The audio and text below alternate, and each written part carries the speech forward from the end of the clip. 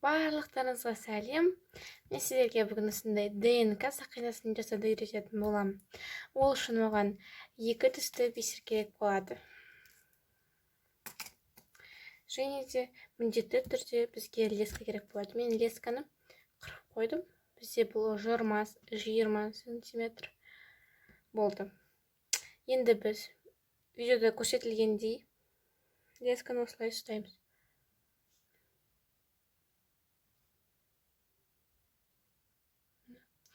Енді біз сол жағына 3 дана көк түсті бисерді салатын боламыз. 1, 2, 3. Біз 3 бисер салдық. Енді қызыл түсті бисерден біз 5 дана бисер салатын боламыз.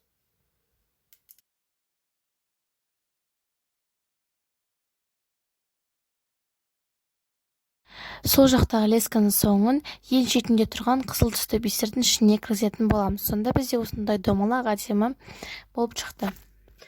Сосын енді біз сол жаққа 5 дана қызыл түсті бисер саламыз.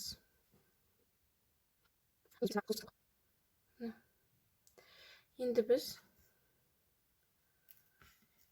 мынау оң жаққа розовый тұрған сторонаға 3 дана көк бисерін салатын боламыз. Бізде осындай түрлі болып шығу керек. Сосын тура бағанағындай көк түсті лесканың соңын сол жағына 3 дана көкті саламыз. Оң жағына болса 5 дана қызыл түсті бисерді салатын боламыз.